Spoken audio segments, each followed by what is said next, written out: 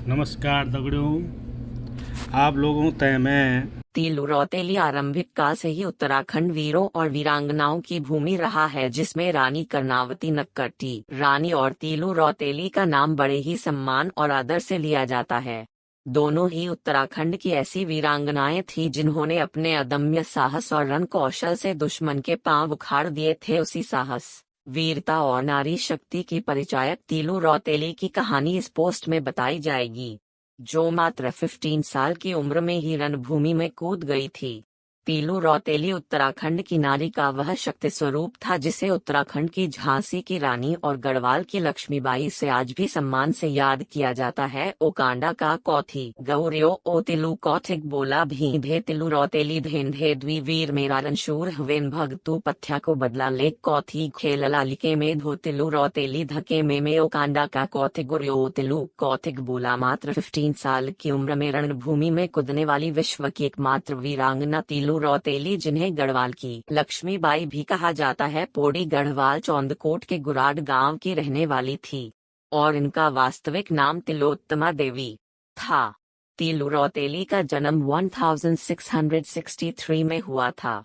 गढ़वाल में प्रतिवर्ष 8 अगस्त को इनकी जयंती मनाई जाती है। तीलू रौतेली के पिता का नाम भूप सिंह रावत और माता का नाम मैनावती देवी था। डंडाइन के 2 भाई भी थे जिनका नाम भगतू और पथवा था।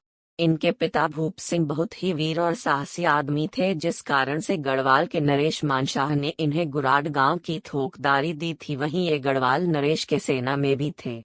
तीलू रौतेली का बचपन का समय बीरोंखाल के कांडा मल्ला गांव में बीता, जिस कारण से आज भी कांडा मल्ला में उनके नाम का कोथिग लगता है। महज 15 साल की उम्र में तीलू रौतेली की सगाई पट्टी मोदाडस के एड़ा गांव के भवानी सिंह नेगी के साथ तय हो गई थी। इन्हीं दिनों गढ़वाल में गढ़वाल नरेश और कत्यूरों के बीच लगातार युद्ध छिड़ रहा था, जिसमें कत्यूर राजा गढ़वाल में लगातार हमले कर रहे थे। कत्यूरी राजाओं ने अपनी सेना को और अधिक मजबूत कर गढ़वाल पर हमला बोला दिया। खैरागढ़ में यह लड़ाई लड़ी गई, जिसका गढ़वाल नरेश मानशाह और उनकी सेना ने डटकर सामना किया, परंतु हार के बदले कुछ नहीं मिला। उन्हें युद्ध छोड़कर चौंदकोट गढ़ी में शरण लेनी पड़ी। मानशाह के रणभूमि को छोड़ने के कारण गढ़वाल नरेश के सेनापति भूप सिंह रावत और उनके दोनों बेटे भगतू और पथ्या को युद्ध संभालना पड़ा और भीषण हुए इस युद्ध में भूप सिंह रावत मारे गए। यह युद्ध आगे चलता गया और अलग अलग क्षेत्रों में फैलता गया।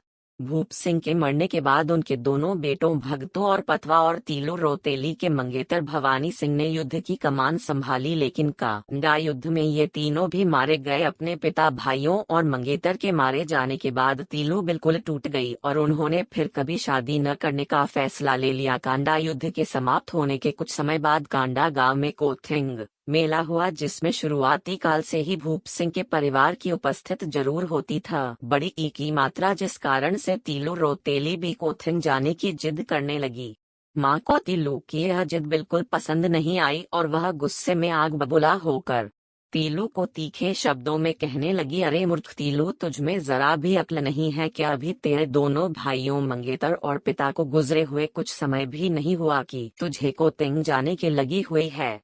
भूल गई क्या हुआ था तेरे पिता और भाइयों के साथ? अगर करना ही है तो युद्ध कर अपने भाइयों और पिता के मौत का प्रतिशोध ले। माँ की यह बात तीलू को बहुत बुरी चुभी और तीलू ने फैसला कर दिया कि वह अपने भाइयों और पिता की मृत्यु का बदला लेगी। तीलू ने अपनी 2 सहेलियों बैल बड़ाऊ की मात्रा और रक्की के साथ मिलकर इन्होंने एक नई सेना तैयार की तथा साथ ही पुरानी बिखरी सेना को भी तैयार कर नई सेना में शामिल किया और कत्यूरों के साथ युद्ध का उद्घोष किया। युद्ध के लिए सबसे पहले खैरागढ़ पहुंची। खैरागढ़, जो कि वर्तमान में कालागढ़ के समीप है। तीलू रौतेली ने वहां से कत्यूरों को भगाकर उसे कत्यूरों से मुक्त कराया। तत्पश्चात उमटा गढ़ी पर हमला किया और उसे भी कत्यूरों से मुक्त कराते हुए सल्ट महादेव पहुंची और वहां से भी उनको मार भगाया और इस क्षेत्र को कत्यूरों से हमेशा के लिए मुक्त कराया। उसके बाद वह अपनी सेना के साथ चौखुटिया पहुंची और उसे गढ़ राज्य की अंतिम सीमा घोषित कर देने के बाद वह अपने सेना दल के साथ देघाट वापस आई। देघाट से लौटकर वह कालिंका खाल पहुंची और वहां की स्थानीय देवी माता कालिंका की पूजा अर्चना की। तीलू रौतेली जहां भी युद्ध पर जाती सबसे पहले वहां की स्थानीय देवी देवताओं की पूजा करती थी। कालिंका खाल में उनका शत्रुओं से घमासान युद्ध हुआ और फिर सराई खेत में अनुस्वार कत्यूरों को परास्त करके अपने पिता जो कि युद्ध में सराई खेत में मारे गए थे उनके बलिदान का बदला लिया। इस युद्ध में उनका घोड़ा बुरी तरह कत्यूरों के वार से घायल हो गया था और वह इसी जगह पे मर गया।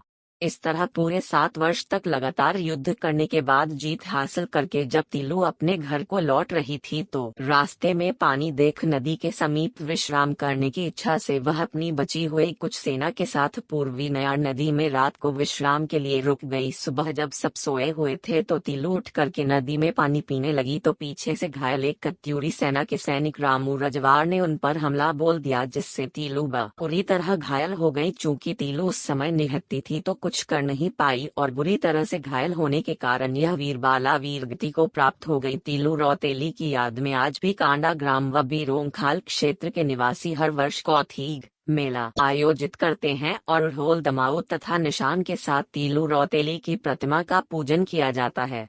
तो ये थी कहानी उत्तराखंड की एक ऐसी वीरांगना की जिसने अपनी अंतिम सांस तक शत्रुओं से लोहा लिया।